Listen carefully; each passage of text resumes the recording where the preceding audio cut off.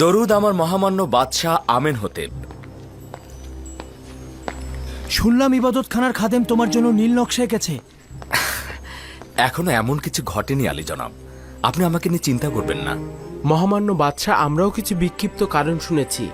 সেটা সত্যি খুব বিপজ্জনক এবং চিন্তার বিষয়। আজই খাদেম হাপুপিকে দেখলাম বানুতির কাছে এসেছেন এবং রাজমহলের একজন প্রহরীর সঙ্গেও কথা বলছিল। আমি বিশ্বাস করছি তারা ভয়ঙ্কর কিছু ঘটাতে যাচ্ছে। এর হাকিকত রয়েছে। কিছুক্ষণ আগে বানুতির খাদেম আমার কাছে এসেছিল। সে বলছিল যে যেহেতু এখনো পর্যন্ত আপনাকে রাষ্ট্রীয় কার্যাবলী থেকে বিরত রাখা সম্ভব হয়নি, তাই তারা হত্যার ষড়যন্ত্র করছে। একটা কথা মহামান্য বাদশাহ, কিছুদিন পূর্বে ইবাদতখানার খোয়াব বিশ্লেষণকারী যখন মারা যায়, আমার সাথে একজন শয়তান লোকের দেখা হয়েছিল। তিনি বলল যখনই সুযোগ পাবো ইউজারশিপের ক্ষতি করব। এগুলো গুরুত্বপূর্ণ নয়। আমি সেই সব কুচক্রী ষড়যন্ত্র নিয়ে মোটেও বিচলিত নই। আমি আমার কাজ নিয়ে চিন্তিত। আমি আমার সামর্থ্য এবং আমার উপরে অর্পিত দায়িত্ব এবং সন্নিকটে আসা দুর্ভিক্ষ নিয়ে আমি চিন্তিত। আমার মরহুম আব্বাজান শুধুমাত্র আমুনের খাদেমদের বিরোধী ছিল, কিন্তু আমি আমুন এবং আমুনের খাদেমদের বিপক্ষে রয়েছি। এই আইন যত দ্রুত সম্ভব নিশ্চিহ্ন হয়ে যাক। আমি যত দ্রুত সম্ভব এই বিষয়ে চূড়ান্ত সিদ্ধান্ত নিব। আগামীকাল দেরিও হয়ে যেতে পারে। যদি শামশিরকে কোনো কারণে বাইরে নিয়ে আসা হয়, তবে সেটা তার মালিকের জন্য বিপদ ডেকে নিয়ে আসে। ইবাদতখানার বিরুদ্ধে ছোট্ট একটি পদক্ষেপ জনগণকে আমাদের বিরুদ্ধে খেপে তুলতে পারে। অপরদিকে আমুন মন্দিরে রক্ষিত বিশাল ধন সম্পদ দ্বারা হাজার হাজার মানুষকে মিশরের হুকুমতের বিরুদ্ধে খেপিয়ে তোলা সম্ভব। এতে অনেক নিরীহ মানুষের মৃত্যু ঘটতে পারে। তুমি তো দেখতেই পাচ্ছ দিনের আলোতে আমাদের মহলে কিভাবে গোয়েন্দাগিরি চলছে এবং তোমাকে হত্যার পরিকল্পনাও করছে। তুমি কি বলছো তাদের সুযোগ করে দেব, যা পরে আর ফেরত পাওয়া যাবে না? যদি আমার মহামান্য বাদশাহ শান্ত থাকেন, তো আমি একটি পথ বাতলে দিতে পারি, যেটা আপাতত খাদেমদের ষড়যন্ত্রের হাত থেকে আপনাকে রক্ষা করতে পারে। শুনছি, আমি খাদেমদের ষড়যন্ত্র থেকে বাঁচতে চাই। তা কি করে সম্ভব? প্রথমে মহামান্য বাদশার নিকট আমি একটি সওয়াল করতে চাই, অতঃপর খাদেমদের বিরুদ্ধে লড়াইয়ের কৌশল আমি বলবো। জানতে চাই আমার মহামান্য বাদশাহ কোন খোদার ইবাদতকারী। আমি আপনার খোদাকে চিনি না, তবে এতটুকু চিনেছি তিনি ইবাদতখানার খোদাদের মতন ধন সম্পদ সঞ্চয় করতে চান না এবং পয়গম্বর ইউজারশিফকে মিশরের জনগণের হেফাজত এবং নাজাতের জন্য পাঠানো হয়েছে। আপনি যেই সকল সৌন্দর্যের বিবরণ দিলেন, সেই আলোকে এখন আমি আমার মহান একাত্মবাদী খোদার দাওয়াত আপনাকে দিচ্ছি।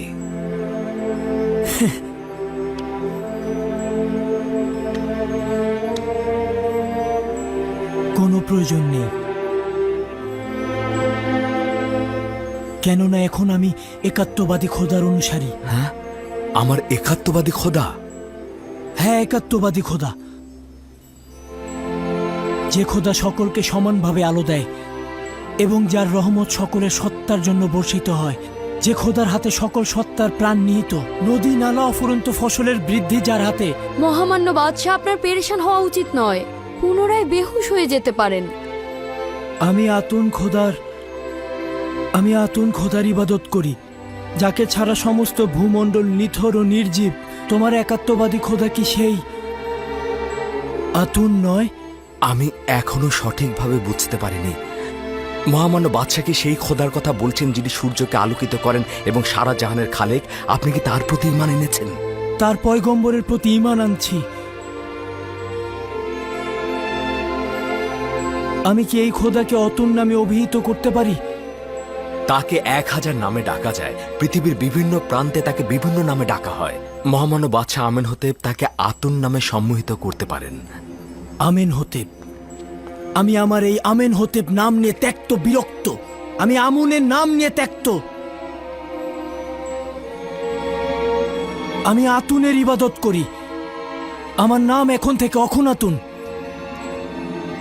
অসম্ভব সুন্দর নাম। অতুন ইবাদতকারী, অখন আতুন, অখনাতুন। আগামীকাল থেকে নিজের দিন জাহির করব। সবাই জানুক এখন থেকে আমার নাম অখনাতুন। একাত্মবাদী অদৃশ্য খোদার ইবাদত করি। এবং সকলকে বলবে যেন একাত্মবাদী খোদার ইবাদত করে এবং মিশরের অসংখ্য খোদার সাথে সম্পর্ক ছেদ করে যেন তাদের ধ্বংস করা হয়। আমি আপনার নাম ও একাত্মবাদী খোদার ইবাদত সম্পর্কে সহমত পোষণ করছি, কিন্তু জনগণের জন্য একাত্মবাদী খোদার ইবাদত বাধ্যতামূলক এবং তাদের আইন ধ্বংসকে কল্যাণকর মনে করছি না। কেন নয়? এতে করে আপনি জনগণের বিরোধিতার সম্মুখীন হবেন। লোকজন এখনো আমুনকে ভালোবাসে, আর আপনি যদি নিজের নাম ও আইন পরিবর্তন করেন তবে লোকজন দ্বিধাগ্রস্ত হবে, কেননা আপনাকে তারা তাদের খোদার পুত্র মনে করে। এতে আমুনের প্রতি আপনার দুর্বলতা প্রকাশিত হবে, আর অনেকেই হয়তো আপনার পথ অনুসরণ করবে। এই পরিস্থিতিতে ইবাদতখানার খাদেমগণ আপনার নাম পরিবর্তনে রাগান্বিত হবেন। তা তো অবশ্যই হবে। আমি চাইছি এই নাম ও আইন পরিবর্তন একটি আনুষ্ঠানিক প্রক্রিয়ার মাধ্যমে সকল জনগণের সম্মুখে আঞ্জাম দেয়া হোক এবং মিশরের সকল জনগণকে তা অবহিত করা হোক। এটি খাদেমদের আতঙ্কের মধ্যে ফেলে দেবে, কারণ বাদশার আইন পরিবর্তন মানে আমুনের অমর্যাদা।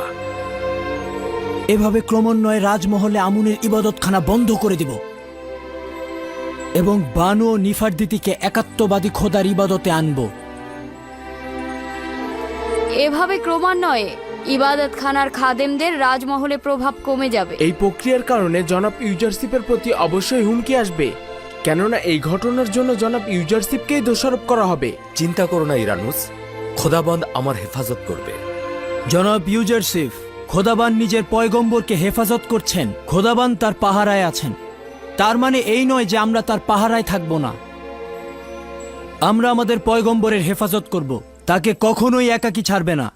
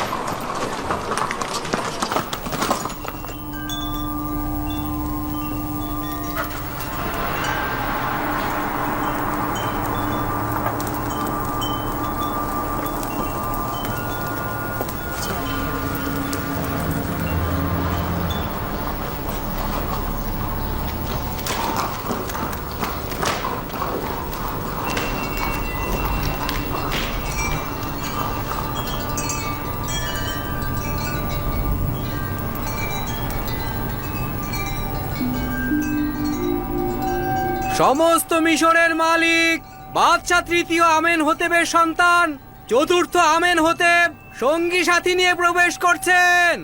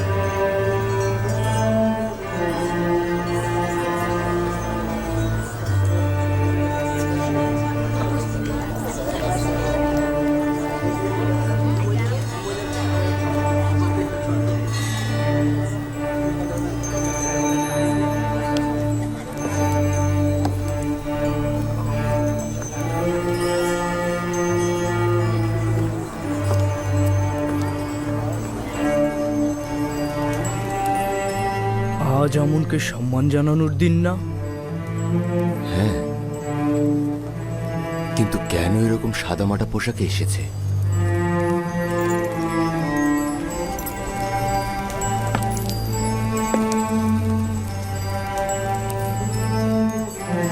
আজ মিশরবাসীর খোদা আমুনের কুদরতে পৌঁছানোর দিন। এই দিনে আমুন একটি যুদ্ধে যান এবং মিশরের পূর্ববর্তী খোদাকে পরাজিত করেন এবং নিজে মিশরের খোদা হিসাবে আবির্ভূত হন। মিশরের জনগণ প্রতি বছর এই দিনটিকে সম্মানিত দিন মনে করে থাকেন এবং মিশরের বাদশাহ বিশেষ দিন হিসাবে পালন করে থাকেন।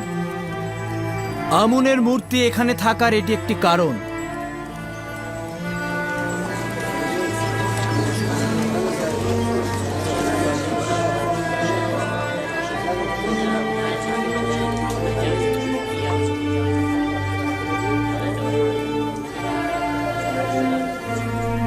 আজ বাদশার আমনকে পবিত্র করার কোনো ইচ্ছেই দেখছি না। আমন খোদাকে তো উষ্ণ পানিতে ধৌত করা হলো না। এই দিনে আমির হতেবের উচিত ছিল ঐতিহ্যবাহী পোশাক পরিধান করা। তার উচিত ছিল আমনের পায়ের কাছে নতজানু হওয়া। আপনাদের ফিসফিসানির কারণ জানি। কয়েকটি সওয়াল আপনাদের জেহেনে মশগুল। কোন ঐতিহ্যবাহী পোশাক পরিধান করিনি। এখানে এসে আমি আমুনের সামনে নতজানুও হইনি, তাকে গরম পানির সেকও দেইনি। এইসব কেন করলাম না? জবান পরিষ্কার।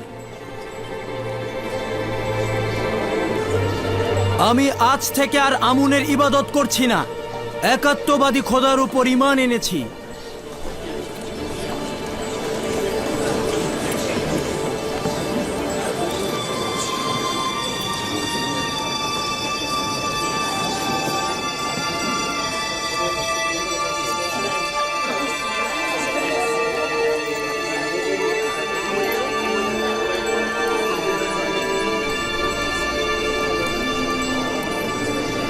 আমি জানতাম ইউজারসিফ তার কাজ আঞ্জাম দেবেই দেবে। হ্যাঁ, আমি একাত্মবাদী খোদা আসমানের খোদার প্রতি ঈমান এনেছি এবং আপনাদের আমুন খোদার সঙ্গে আমার কোনো কাজ নেই। সবাই স্বাধীনভাবে ধর্ম পালন করবে। কি বলছো আমিন হতেব? তুমি এসব কি কথা বলছো? কেন, কি হয়েছে? বন্ধ করুন আম্মাজান। আপনারা পুরোহিতগণ এই মূর্তি এখান থেকে বাইরে নিয়ে যান। অখনাতুনের রাজমহলে এখন আর আমুনের দরকার নেই। এখন থেকে ইবাদতখানা থাকবে না। ইবাদতখানার খাদেমদের সাথেও কোনো কাজ নেই। আপনাদের বলছি, এইখান থেকে এই মূর্তিটি বের করে নিয়ে যান।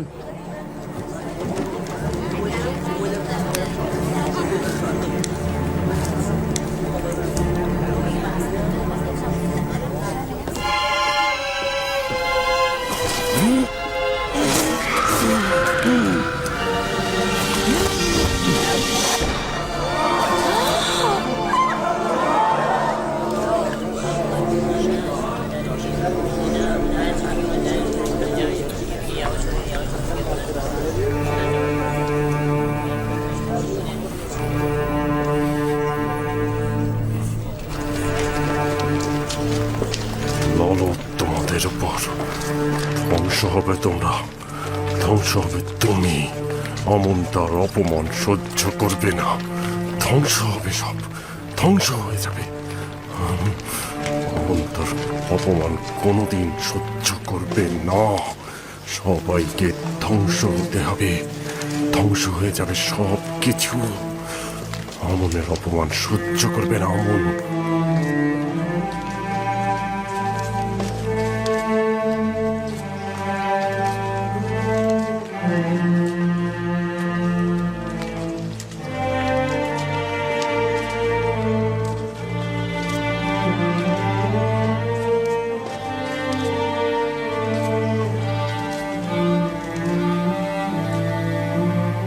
গণ্যমান্য ব্যক্তিবর্গ, সারদারগণ, অভিজাতগণ,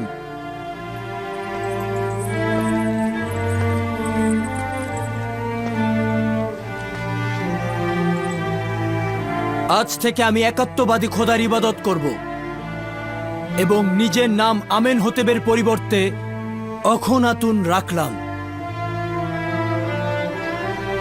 এটি মিশরের আনাচে কানাচে সর্বত্র পৌঁছে দিন। মিশরের বাদশার নাম অখন আতুন, অর্থাৎ আতুনের ইবাদতকারী, একাত্মবাদী খোদা। আমার নাম ওই সময় পর্যন্ত আমেন হতেব ছিল যখন আমি আমুনের ইবাদতকারী ছিলাম, কিন্তু আজ থেকে আমি আমুনকে ইবাদত করছি না।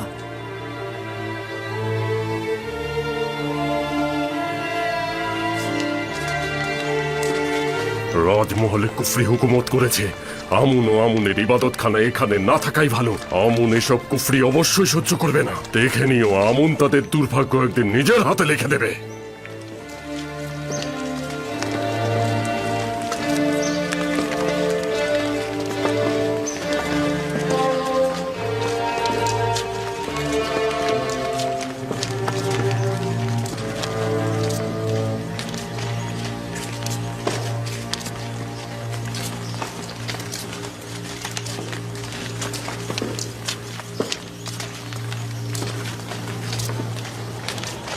এখন থেকে আমেন হতে যে কোনো সময় বিপদের সম্মুখীন হতে থাকবে, কারণ আমি প্রতিশোধ নেব।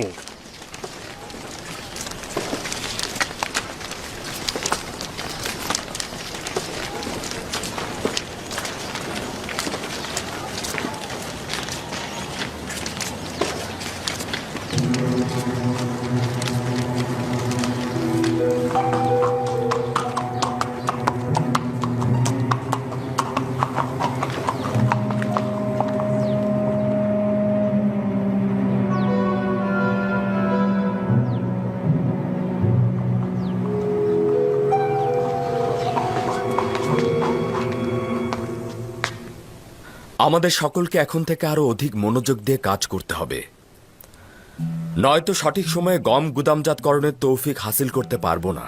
আমি সকলের হয়ে ওয়াদা করছি যে আমরা সঠিক সময়ে কার্য সম্পাদন করব।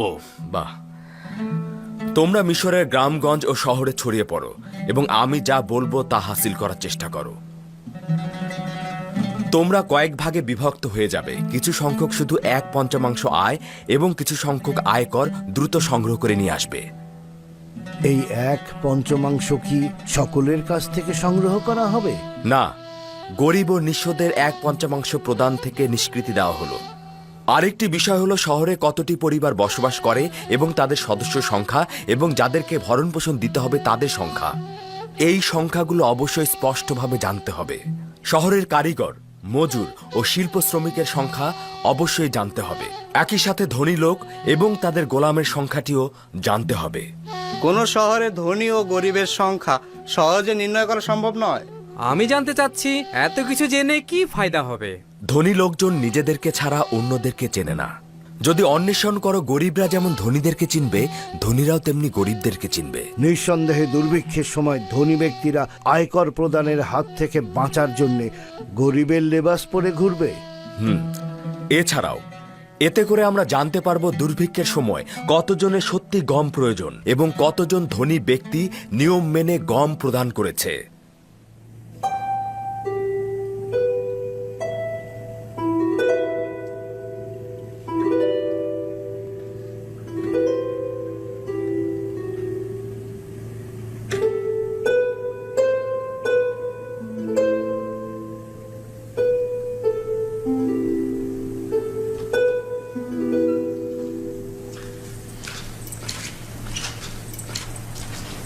দরুদ বানু জুলেখা। কি হয়েছে রুদামুন? এমন কিছু খবর আছে যা মন্দ নয়। আজ থেকে বাদশাহ আমনের ইবাদত ছেড়ে দিয়েছে এবং আতুন ইবাদতকারী হিসেবে তিনি নিজেকে স্বীকৃতি দিয়েছেন। নিজের নাম আমেন হতেব থেকে অখন আতুন রেখেছেন আর সবাইকে সেই নামেই ডাকতে আদেশ দিয়েছেন। আতুন একাত্মবাদী খোদার অপর নাম। হ্যাঁ, তার মানে ইউজারসিফের খোদা?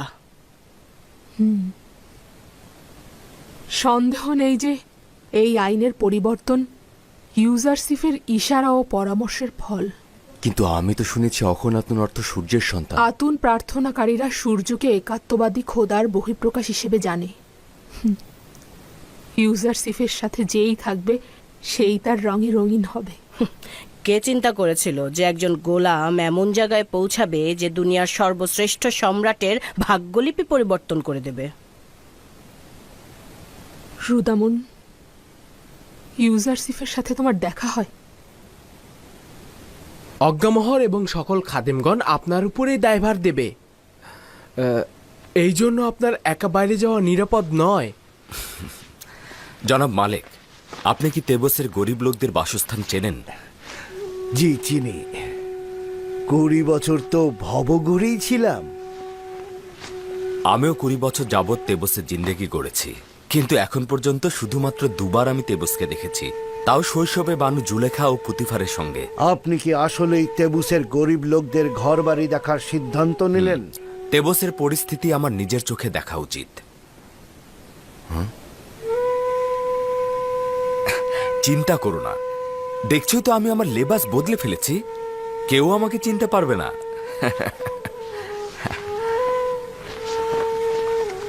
এখন থেকে আমি নিয়মিত গম তোলা, প্যাপিরাসের শস্য ক্ষেত, পাথর তোলা এবং গোলামদের দেখতে যাব। মিশরের সকল কিছুর পরিস্থিতির তথ্য আমার কাছে থাকা উচিত। চিন্তা করো না, আমি তাকে একা ছাড়বো না। চলুন তাহলে যাওয়া যাক।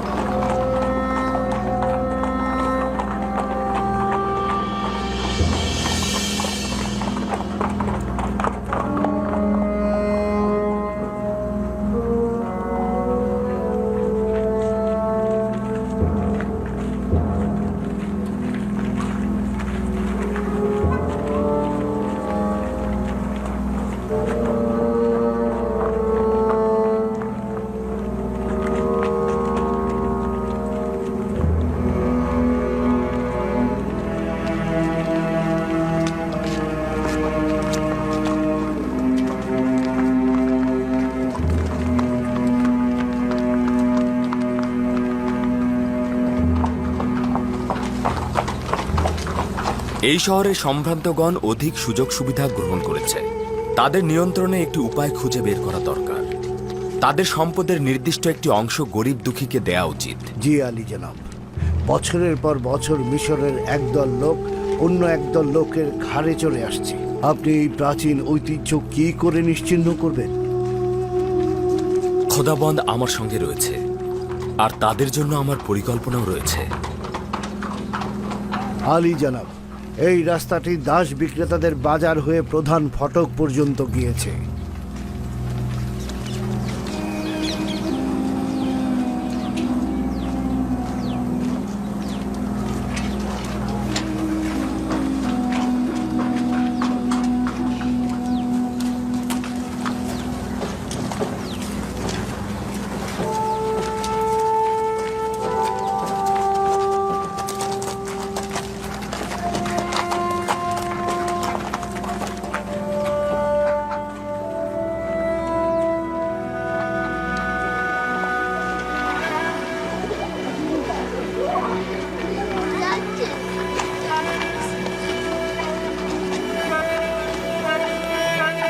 কাছে অনেক গোলাম রয়েছে, জোয়ান গোলাম, শক্তিশালী গোলাম,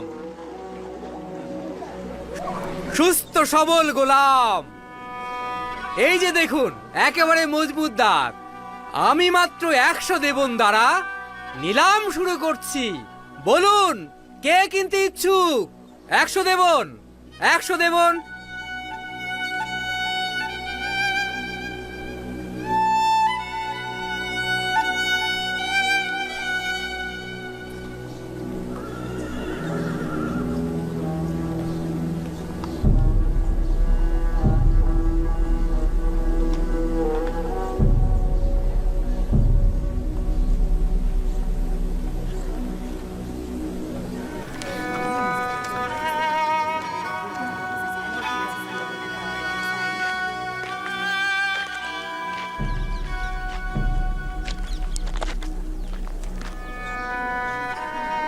না না, আরো বাড়াতে হবে। এরা অনেক প্রভুভক্ত হয়, এরা অনেক কম খায়, অধিক পরিশ্রম 20 করে। বছর পূর্বে আরো আমাকে বাড়াতে এই হবে। মঞ্চে তুলেছিলেন। 200 দেবনের কমে কাজ হবে না। সেই সময় জনাব পুতিফার আমাকে 3000 দেবন দিয়ে ক্রয় করেছিল। আপনার কি স্মরণে আছে? জি আলী জনাব, দেবনগুলো জনাব পুতিফারের কাছে ফেরত দিয়েছিলাম এবং কয়েক বছর পর জনাব ইউজারশিপকে ফেরত পেলাম। আমিও আনন্দিত, আমার খুব ভালো একজন বন্ধুকে আমি পেয়েছি। চলুন যাই।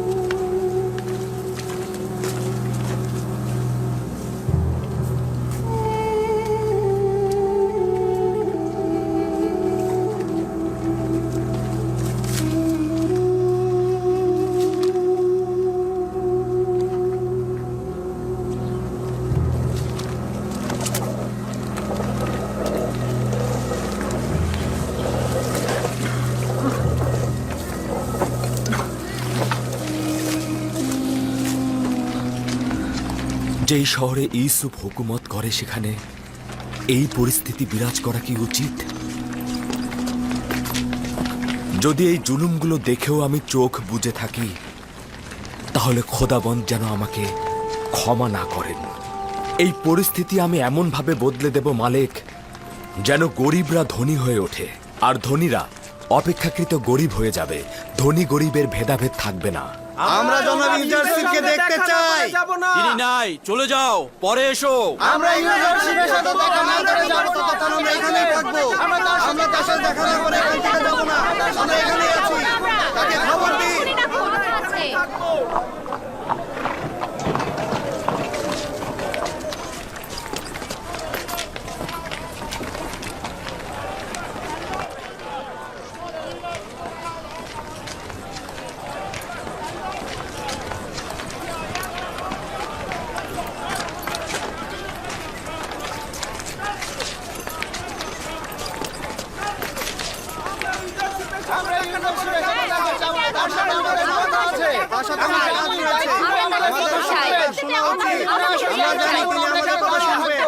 আমরা আমরা এসেছি, তাকে খবর পাঠা।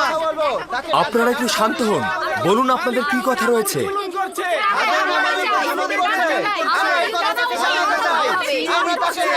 এটা তাকে জানানো উচিত।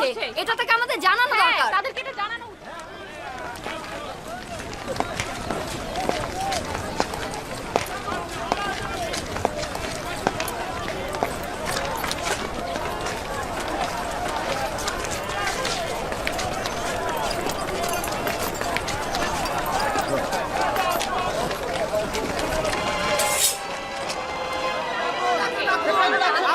আচ্ছা ঠিক আছে, তোমরা শান্ত হও, আমি তোমাদেরকে কথা দিচ্ছি আমি কিছু করব।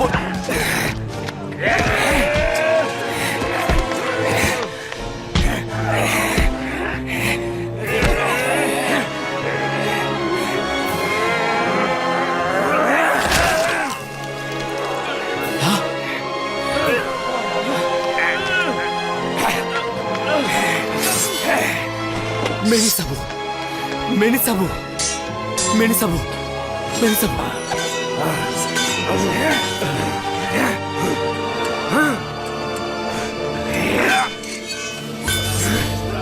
চিন্তা করবেন না, আপনি আপনি আপনি সুস্থ থাকুন, ভালো থাকুন।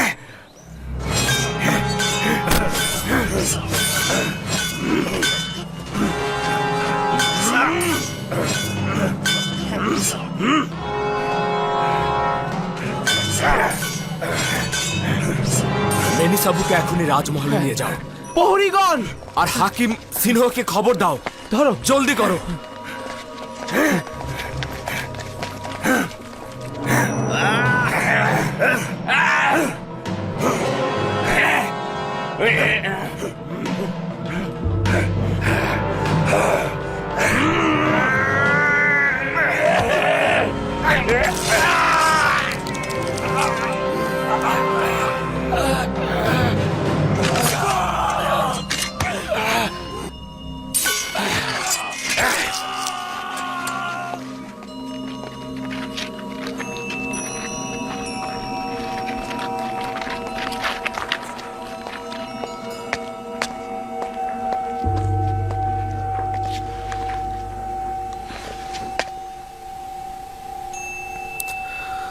তোমার ভাগ্য ভালো ছিল না নীলিফার গুপ্তা।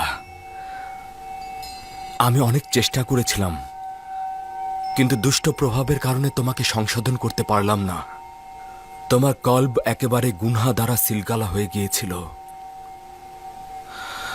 তোমাকে হেদায়েত করতে না পারার কারণে আমি ভীষণ ব্যথিত। হায় আফসোস, যদি এভাবে শেষ না হতো। তাকে পশ্চিমে নিয়ে যাও এবং দাফন করো। চলুন মালিক।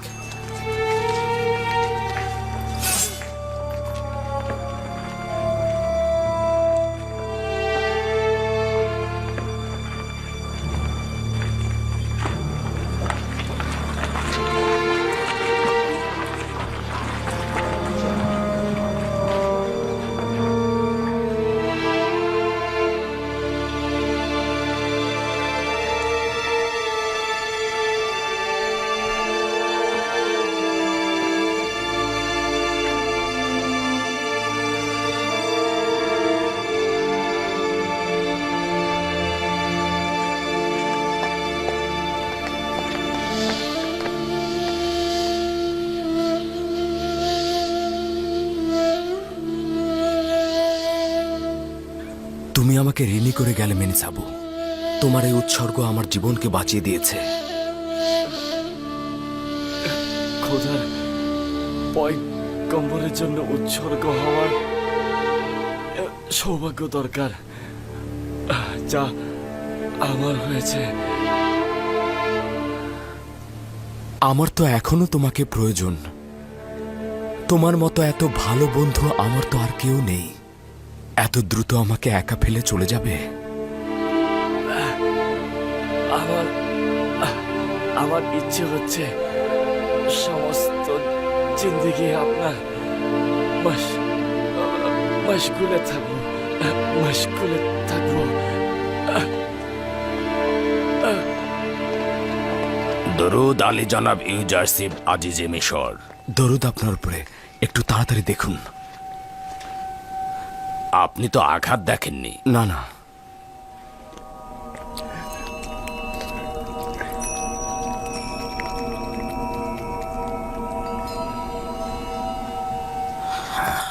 গভীর ক্ষত, খুব রক্তক্ষরণ হয়েছে।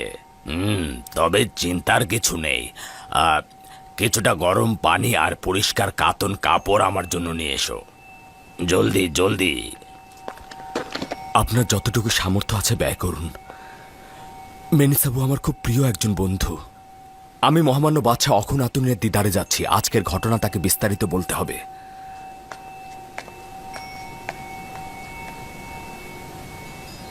আমরা কোথায় নিশ্চয়তা পাবো যে জনাব ইউজারশিপ বিপদে পড়বে না?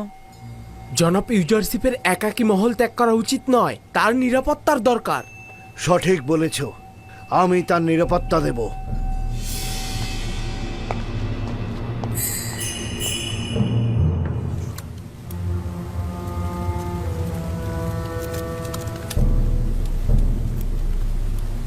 তাহলে নিরিফর গুপ্তাকে হত্যা করা হলো।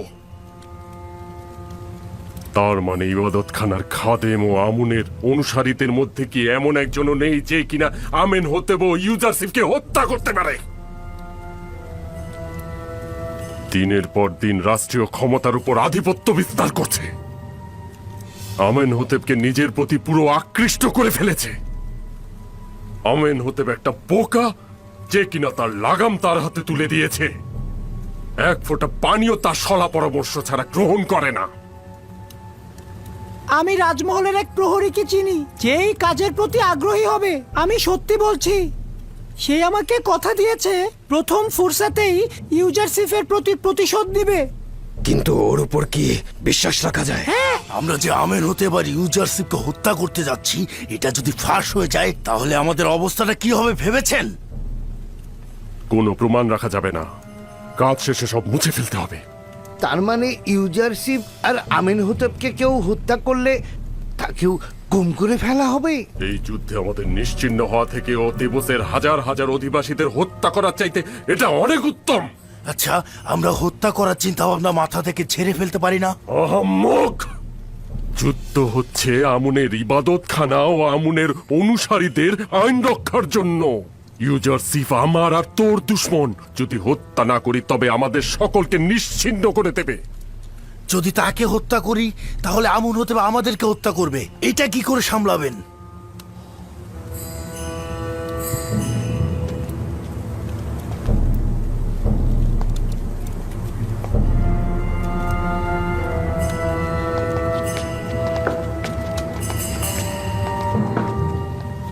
হে মহান আমুন, আমাদের দুশ্মনদের ধ্বংস করে দাও। এমন যেন না হয় যে একজন কাফের আমাদের রাষ্ট্রীয় কাজে আধিপত্য বিস্তার করবে। এমন যেন না হয় যে ইউজারশিপের সত্তাহীন খোদা তোমার ও মিশরের অন্যান্য খোদাদের উপর আধিপত্য বিস্তার করে।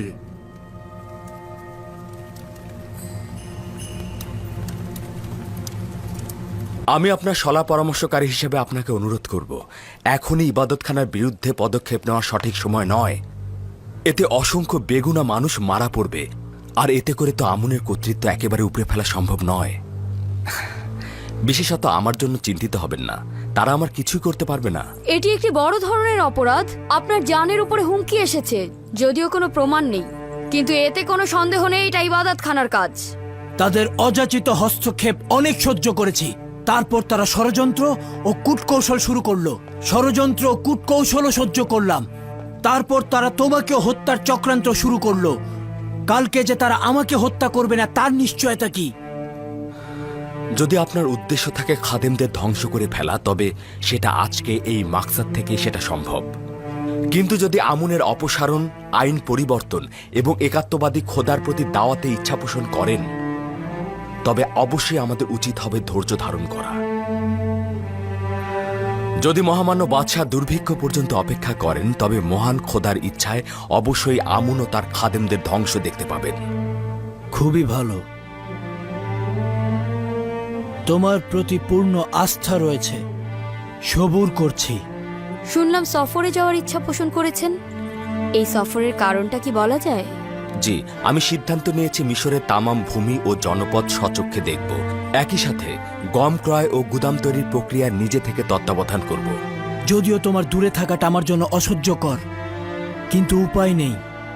তোমার তাগাদার সঙ্গে একমত পোষণ করা উচিত, কেননা তুমি সিদ্ধান্তে ভুল করো না। আমি জনগণকে আকৃষ্ট করে তাদের সঙ্গে সম্পর্ক তৈরি করব। তারা যদি আমাদেরকে ভালোবাসে তবেই আমাদের হুকুমতে তারা আস্থা আনবে। আশা করছি তাদের সঙ্গে আমার এই সম্পর্ক তৈরি হবে এবং তারা গম চাষাবাদে ও গুদামজাতকরণে উৎসাহিত হবে। এখন থেকে তোমার দৃঢ় সংকল্প দেখতে পাচ্ছি। বিশ্বাস রাখবেন।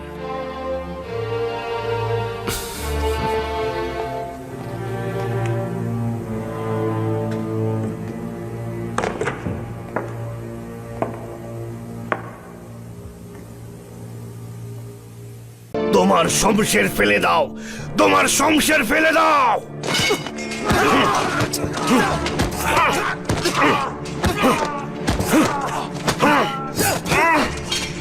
আঘাত করা বন্ধ করুন মালিক, ওকে বন্দি করে ফেলুন। প্রহরী, তাকে নিয়ে যাও।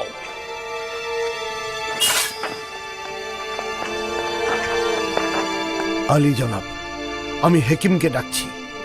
কিছুই হয়নি, বেঁচে গেছে। তাকে রাজমহলের অস্থায়ী জেলখানা বন্দি করে রাখো।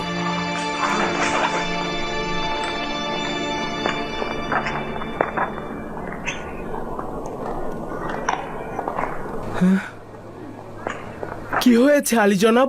জনাব ইউজারসিফের উপর আক্রমণ হয়েছিল। এই রাজমহলে এসব কি হচ্ছে? তাদের হক রয়েছে, কেননা ইউজারশিপের বেঁচে থাকা তাদের বিনাশের কারণ হবে। কেন চোরাগোপ্তা হামলা করছে? পেছন থেকে হামলা করা তো কাপুরুষের কাজ। আজ্ঞামোহর খুবই চালাক লোক। তার ধারণা শুধুমাত্র ইউজারসিফকে হত্যা করলেই সে নাজাত পাবে। সৌভাগ্যবশত জখম গুরুতর নয়। কয়েক টুকরো কাতন ও গরম পানি নিয়ে এক্ষুনি আনছি জনাব।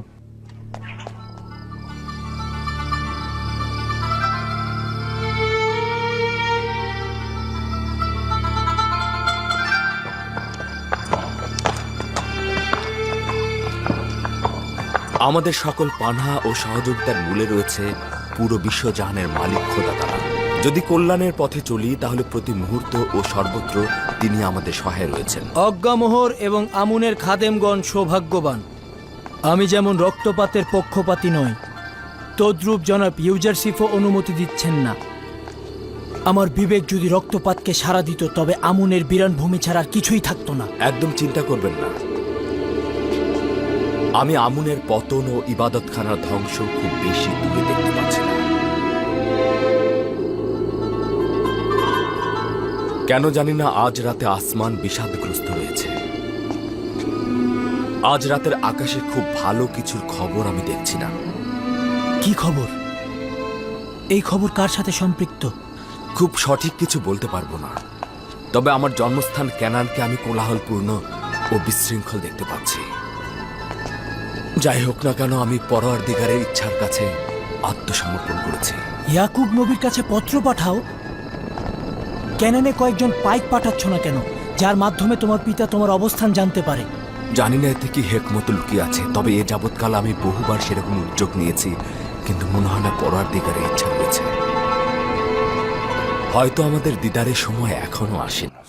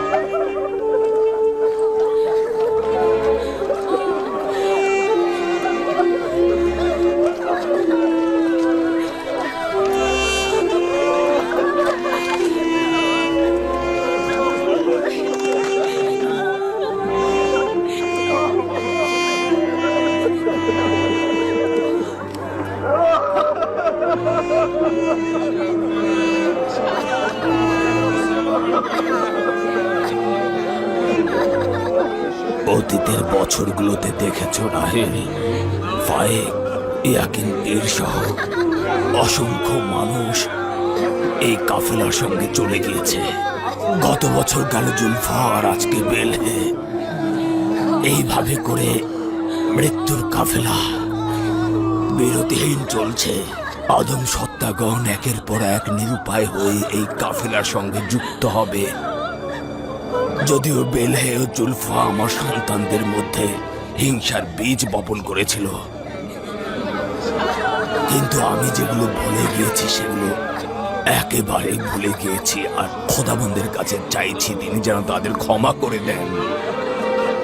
আমি বেলহের মৃত্যুতে শোকাহত।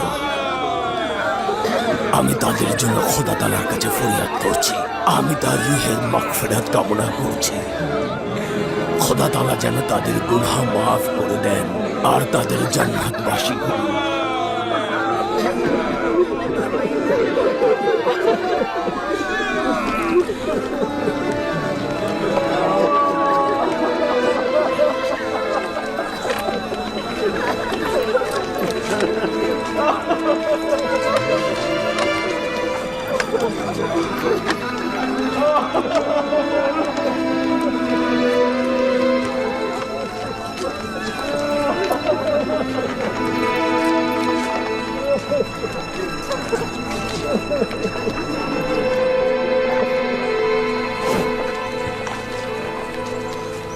আমি এই রাজমহলে জিন্দেগি গড়তে পারবো না।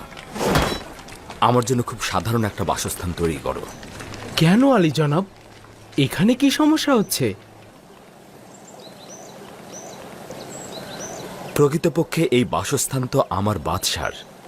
এতদিন বাধ্য হয়েছিলাম, এখন একটা সাধারণ বাসস্থান তৈরি করো। খুবই ভালো। যদি অনুমতি করেন তো ইরানুস ও মেনিসাবুকে নিয়ে উপযুক্ত বাসস্থান খুঁজব। আজ এখনই পাইক নিয়ে মিশরের সর্বত্র ছড়িয়ে পড়ুন। মিশরের সমস্ত প্রশাসককে আমার পক্ষ থেকে দাওয়াত করবেন। মিশরের কিছু সুদক্ষ স্থাপত্য শিল্পীকে খবর পাঠাও। যত দ্রুত সম্ভব গুদাম তৈরি করতে হবে। জি আলী জনাব। জি আলী জনাব। চলো। তেবসে 7টি গুদাম তৈরি করা হবে। আলী জনাব, তেবসে একটি গুদামই যথেষ্ট, 7টি গুদামের প্রয়োজন নেই। প্রথমত, তেবস মিশরের রাজধানী। মিশরের অন্যান্য শহর এবং প্রতিবেশী রাষ্ট্র থেকে সবাই এই শহরেই আসে। এটা নিশ্চিত যে এই গুদামগুলোই আগামী 7 বছরের প্রতিটি সওয়ালের জবাব দেবে। আর দ্বিতীয়ত, গমগুলো শীষ সহকারে সংগ্রহ করতে হবে। সে কারণে বেশি গুদাম প্রয়োজন। শীর্ষসহ গম কিনলে তো অনেক জায়গার প্রয়োজন হবে। আমরা এক ঢিলে 2 পাখি মারব। জনগণের জন্য যেমন গম সংগ্রহ করব, তদ্রূপ পশু পাখির জন্য খড়কুটো সংগ্রহ করব। তাহলে তো মনে হচ্ছে গম সংরক্ষণের জন্য আমাদের আলাদা পাটাতন তৈরি করতে হবে। গুদামগুলো এমনভাবে তৈরি করতে হবে যেন জমিনের ভেজা ভাব ও আসমানের বৃষ্টি থেকে নিরাপদ থাকে। আর এইভাবে তৈরির জন্য জমিকে ভালোভাবে খনন করতে হবে এবং এই গর্তগুলো বড় ও দীর্ঘ আকারের হবে। এই গর্তগুলোর নিচের অংশ অত্যন্ত গুরুত্বপূর্ণ। এর নিচের অংশ হবে অত্যন্ত শক্ত এবং উপর থেকে নিচ পর্যন্ত চারিধার হবে সুরক্ষিত। প্রয়োজনে বড় পাথর দিয়ে গর্তগুলোকে ভালোভাবে ঢালাই করে দিতে হবে এবং এই গুদামগুলো মাটির নিচে পরস্পরের কিনারায় এই ঢালাইয়ের উপর শক্তভাবে নির্মিত হবে। বৃষ্টির থেকে বাঁচানোর জন্য গুদামের ছাদগুলোকে পরিপূর্ণভাবে ঢেকে দিতে হবে। না, একেবারে ঢেকে দিলে হবে না। ছাদগুলোকে আলগা রাখতে হবে, প্রয়োজনে যেন রোদের তাপ পায়। এবং প্রতিটি গুদামের উপরে একটি করে ছাদ নির্মাণ করতে হবে, যার সাহায্যে গমগুলোকে গুদামে ঢেলে দেওয়া যাবে। আলী জনাব, আমার মনে হয় এটা খুবই ভালো সিদ্ধান্ত। এতে গমগুলো ভালো থাকবে। প্রতিটি গোদামে 7টি করে স্তর থাকবে, যাতে প্রতি বছর আমরা গম সংগ্রহ করতে পারি। আলী জনাব, আমাদের গোদামগুলো তো আলাদা আলাদা তৈরি করলেই হয়। না, তাহলে রক্ষণাবেক্ষণ সহজ হবে না, আর এতে প্রহরীও বেশি লাগবে।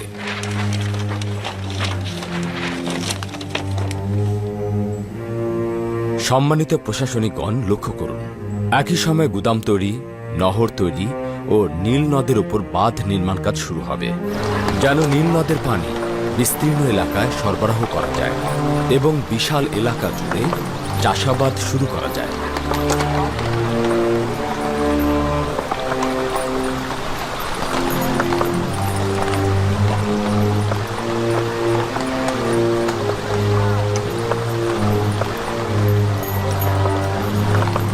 আপনারা এমন কাউকে প্রতিনিধি নির্বাচন করবেন যাতে অল্প সময়ে সূক্ষ্মভাবে কাজটা সম্পাদন করতে পারে। আয়কর প্রদানকারীদের দলিল ও সনদ প্রদান করবেন, যেন আয়কর প্রদানের সময় এর সত্যতা খুঁজে পাওয়া যায়। এবং এই প্রতিনিধিরাই আয়ের 1/5 ভাগ কৃষক ও শ্রমিকের কাছ থেকে সংগ্রহ করবে এবং তাদের দলিল ও সনদ প্রদান করবে, এবং এই সনদ দেখেই দুর্ভিক্ষের সময় তাদেরকে গম বরাদ্দ করা হবে। আলী জনাব, এই গুদামগুলোর তৈরি করার টাকা কোথা থেকে পাবো? এটা সহজ ব্যাপার, আমাদের গুদামগুলো আয়করের টাকা দিয়েই তৈরি হবে। যদি কোনো সওয়াল থাকে তাহলে আমি শুনবো, আর যদি না থাকে তাহলে আজকের মতো এখানে শেষ করছি। তাহলে আজকে সবাই চলে যান এবং দৃঢ় মনোবল নিয়ে কাজ শুরু করুন।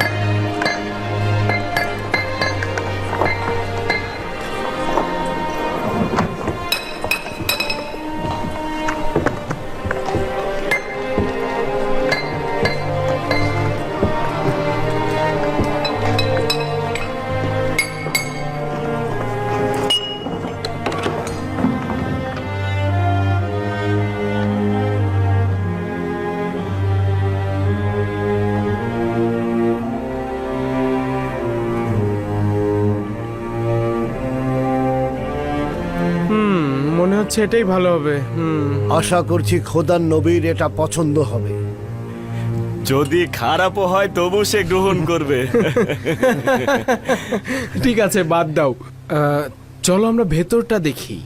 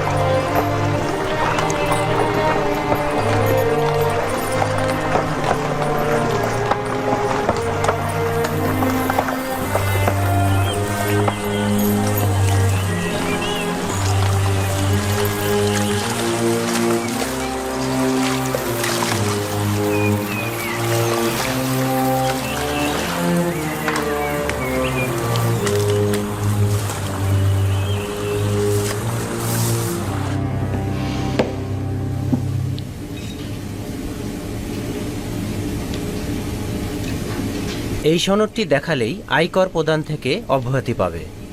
শুক্রিয়া আলী জনাব। পরবর্তী জন এসো।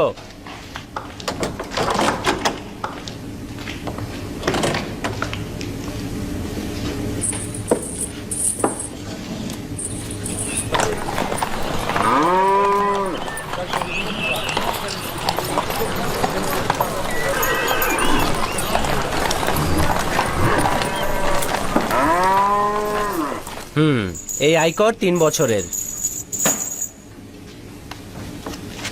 এই সনদের ভিত্তিতে তুমি পরবর্তী 6 বছর আয়কর প্রদানে মাপ থাকবে। পরবর্তী জন এসো।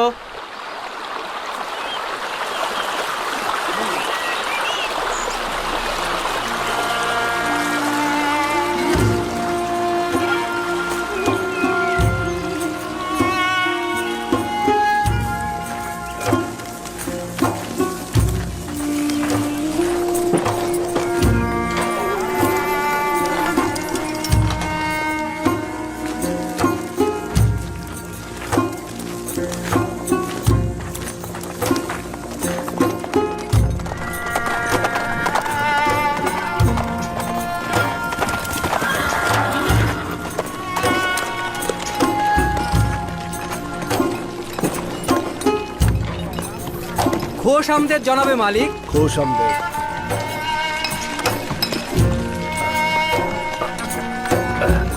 এই সাবধানে সাবধানে, হ্যাঁ। সাবধানে দেখো। গুদামগুলো এমনভাবে তৈরি করতে হবে যেন জমিনের ভেজা ভাব ও আসমানের বৃষ্টি থেকে নিরাপদ থাকে। আর এইভাবে তৈরির জন্য জমিকে ভালোভাবে খনন করতে হবে। এর নিচের অংশ হবে অত্যন্ত শক্ত এবং উপর থেকে নিচ পর্যন্ত চারিধার হবে সুরক্ষিত।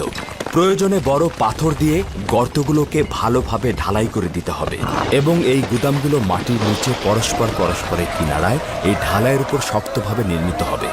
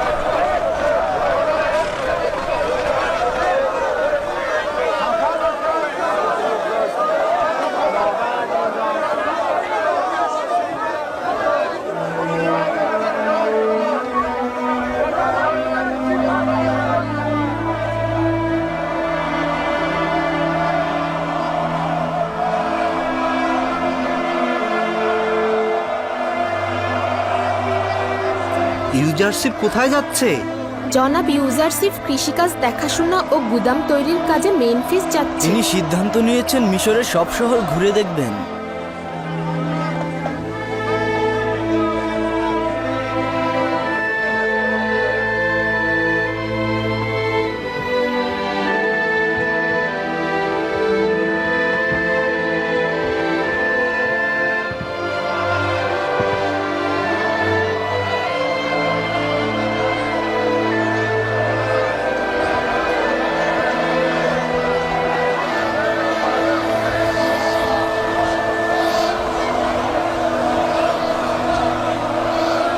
খোদা আপনার হেফাজত করুক। খোদা তোমার হেফাজত করুক।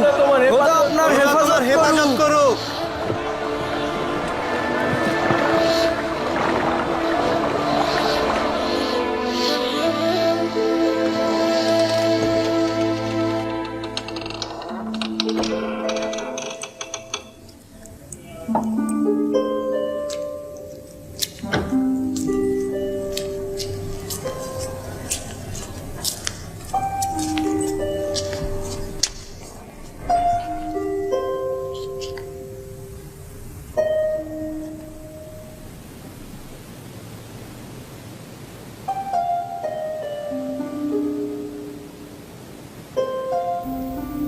আবার কি হলো?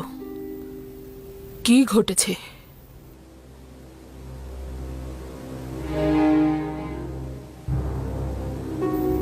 তোমার কি আমার গালমন্দ না শুনলে মুখ খোলে না? শুনে আপনি আনন্দিত হবেন না। আমার মনে হচ্ছে ইউজারশিপ মেনফিস সফরে গিয়েছে।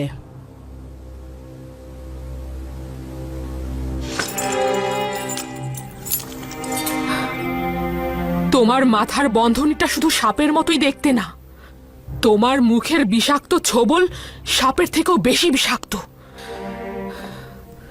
একবারের জন্য খোঁজ খবর নিয়ে আসতে পারো না?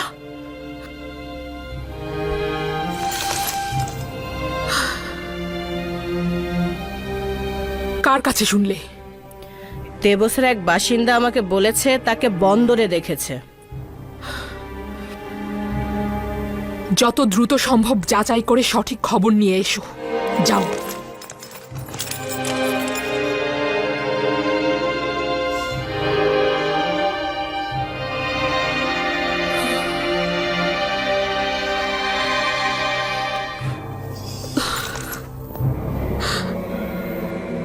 আমার জন্য কাজটি কঠিন হয়ে গেল। ইউজারশিপের উপর নজর রাখা কঠিন হয়ে গেছে। সে প্রতিদিন মিশরের বিভিন্ন প্রান্তে যাচ্ছে। অনেক দেরি হয়ে গেছে। আরো পূর্বে ইউজারশিপকে হত্যা করা উচিত ছিল। এটা তোমাদের অমনোযোগিতার ফসল, নয়তো ইউজারশিপ জীবিত বেরোতে পারত না। রাজমহলের যে সিপাহীকে আমরা নিয়োগ দিয়েছিলাম তাকে নাকি হত্যা করা হয়েছে। ঘটনা হচ্ছে ইউজারসিফকে হত্যার উদ্দেশ্যে যখন ছুটে যাওয়া হয় তখনই তাকে হত্যা করে ফেলা হয়। যা হয়েছে ভালো হয়েছে, নয়তো আমেন হতে আমাদের বিরুদ্ধে কঠিন ব্যবস্থা নিত। এটা মহান আমুনের নির্দেশ। দুর্ভিক্ষ মোকাবেলায় ইউজারসিফকে সফল হতে দেয়া যাবে না। যতটা পারো গম গুদামে সঞ্চয় করে রাখো। ইউজারসিফকে কোনোভাবেই দুর্ভিক্ষ মোকাবেলায় সফল হতে দেয়া যাবে না। মিশরের সব ইবাদতখানায় পাইক পাঠাও। জনগণকে ইউজারসিফের বিরুদ্ধে খেপিয়ে তোলো। ঘটনাটা কি সত্যি? জি বানু, আজ সকালে সঙ্গী সাথীদের নিয়ে তিনি রওনা হয়েছেন। আমি খোশ মেজাজে ছিলাম, কেননা ইউজারসিফ এই শহরেই রয়েছে। এখন তার বিরহ সহ্য করতে হবে। হে মিশরের শক্তিশালী খোদা, হে মহান আমুন, এইভাবে আমাকে কাঁদিয়ে তোমার পুরস্কার দিচ্ছ। আমি তোমার কাছে তাগাত করছিলাম, আমাকে ইউজারসিফের নিকট পৌঁছে দাও, কিন্তু তুমি তাকে আমার নিকট থেকে দূরে ঠেলে দিলে। জানি না কেন তার খোদা তাকে এইভাবে সাহায্য করছে, আর তুমি আমার কোনো আকাঙ্ক্ষার কথাই শুনছো না। কেন তুমি আমার আকাঙ্ক্ষার প্রতি অমনোযোগী? কেন অমনোযোগী? কেন?